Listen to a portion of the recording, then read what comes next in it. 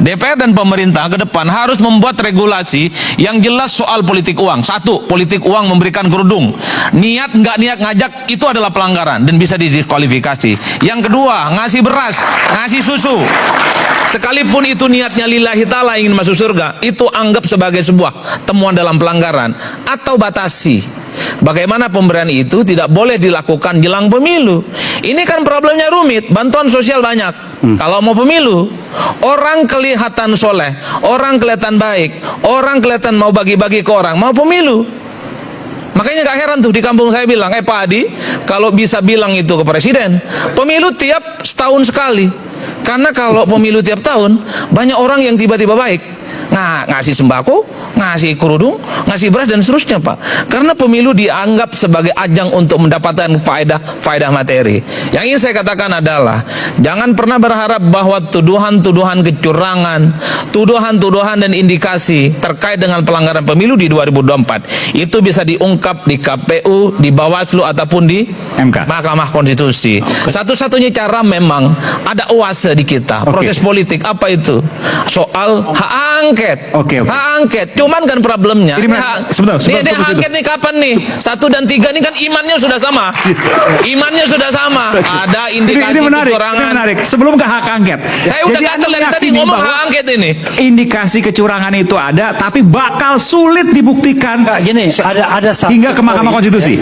Ada satu poin yang kita kadang-kadang lupa, bahwa Undang-Undang Pemilu 7 2017 pasal 280-an itu secara jelas mengatakan bahwa pejabat publik termasuk presiden dilarang membuat kebijakan yang menguntungkan salah satu pasangan calon. Itu jelas, dan itu adalah pelanggaran pidana. Pertanyaannya adalah kita tes, misalnya testing the water, kira-kira kebijakan mengeluarkan bansos itu yang dirapel itu kebijakan yang menguntungkan pasangan calon atau enggak? Kan begitu. Mengukurnya dari mana, Bung Refli? Ya sekarang pertanyaannya adalah, Anda tanya hati nurani dulu dong sebelum kita lihat fakta-fakta. Tapi susah tuh untuk dibuktikan kalau hati nurani. Oh iya, tetapi kan nanti kita akan lihat bagaimana dampak bansos itu bagi kemudian proses pemenangan. Misalnya, lalu kemudian apa yang dilakukan. Iya, saya baca misalnya di hasil Litbang Kompas. Ya, 51 juta. Iya, tapi tidak mempengaruhi pemilih. Bansos itu. Siapa bilang? Hasil Litbang Kompas. Oh, tetap mempengaruhi pemilih, tapi persentasenya kan sama. Maksud saya presentasinya rata. Iya, artinya tidak kan menguntungkan paslon tertentu. Tapi itu kan satu sumber kan. Tapi sumber lainnya kita juga harus uji. Karena itu kemudian kalau kita bicara tentang proses pembuktian itu membutuhkan waktu, membutuhkan konsentrasi. Kita nggak bisa pakai pembuktian omon-omon begini, kan begitu? Karena itu ada forumnya, tapi ada ayat-ayatnya. Salah satu ayatnya tadi saya katakan, tidak boleh membuat kebijakan yang menguntungkan salah satu paslon. Itu premisnya. Tapi kemudian apakah premis itu nanti kita bisa buktikan? Ya maka kita kerja dengan pembuktian itu. Keyakinan kita mengatakan 01 bahwa yang namanya bansos, semua PKH dan lain sebagainya menguntungkan 02 kan? Oke, halo teman-teman, kembali lagi bersama saya di channel ini. Salam NKRI harga mati. Teman-teman, dalam video ini kita telah mendengarkan sebuah cuplikan video yang disampaikan oleh Bung Adi Praitno. Tentunya hal-hal seperti ini menjadi sebuah pemahaman terbaru bagi kita untuk menilai perjalanan politik. Kita salam NKRI harga mati. Teman-teman, kita tahu bahwa memang negara kita penuh dengan dinamika-dinamika yang ada. Tentunya seorang Jokowi yang begitu memberikan catatan terburuk di sejarah pemilu di Indonesia ini, Jokowi lah yang sangat diingat dan selalu dikenang. Kenapa? Karena beliau memunculkan suatu tindakan-tindakan ataupun hal yang kurang tepat, ataupun artinya politik dinasti yang sekarang ini beliau sulit untuk ditolong, nggak tertolong lagi ya. Itu tujuannya apa? Itu hanya demi menyelamatkan anak-anaknya, menyelamatkan keluarganya, sehingga orang-orang ia korbankan hanya demi sebuah jabatan. Jabatan hanyalah sementara sebenarnya. Nah, Seperti yang disampaikan oleh Adi Praitno ini bahwa dalam pemilihan ini ya sangat sulit untuk ditebak ya, dan sangat sulit untuk mengetahui siapa dalang dari semuanya ini. Bisa dikatakan di 2024 ini masa-masa yang suram, masa-masa pemilihan yang jauh berbeda dengan tahun-tahun sebelumnya.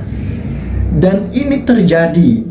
Nah, dengan terjadinya hal-hal seperti ini membuat kita trauma seperti masyarakat yang memang polos akan hal ini, tidak mengerti politik. Ketika mereka melihat hal ini, mereka terkejut dengan tindakan-tindakan Jokowi.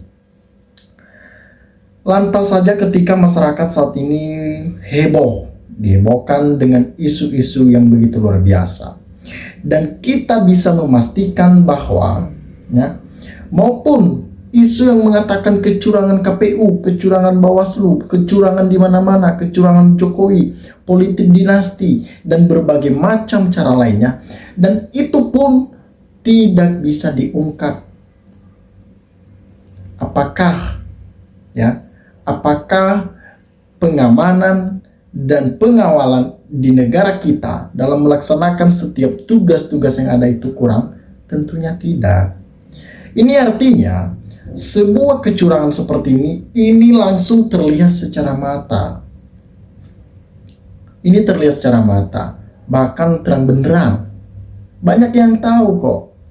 Cuman saja tidak ada yang berani untuk mengungkap hal tersebut. Memang dari waktu itu ada dari Anies, dari Ganjar, berbagai macam hal yang mereka sampaikan. Tetapi endingnya itu pun diputuskan bahwa itu tidak benar. Apa yang mereka sampaikan itu hanyalah tudingan. Ini artinya membuat kita membungkam hal-hal yang kurang berkenan di mata masyarakat. Sekalipun masyarakat tahu, saya yakin ada banyak masyarakat yang tahu akan kecurangan-kecurangan seperti ini. Namun, tugas kita sebagai masyarakat Indonesia saat ini, kita lebih teliti lagi apa yang sudah terjadi. Biarlah itu berlalu. Biarlah itu berlalu, jadikan kenangan, biarlah sirna. Namun, masa depanlah yang harus kita kejar. Apa itu? Di pemilihan gubernur, kepala daerah, kita lebih berhati-hati lagi. Kita udah tahu beberapa hari lalu sebuah video beredar ketika turun ke jalan ataupun turun gunung seorang mantan presiden untuk ikut mengkampanyekan baik itu di Jawa Tengah maupun di DKI. Artinya masih belum cukup dan belum berkecukupan. Dia masih tetap haus akan kekuasaan. Kita harus menjegal orang-orang seperti ini. Jangan mau disetting lagi. Teman-teman, ada banyak hal yang mestinya kita bicarakan di sini. Teman-teman, silakan berikan tanggapan teman-teman di dalam kolom komentar ini, supaya kita dapat bertukar pikiran antar satu dengan yang lain lewat kolom komentar ini. Terima kasih teman-teman. Lensa Netizen melaporkan.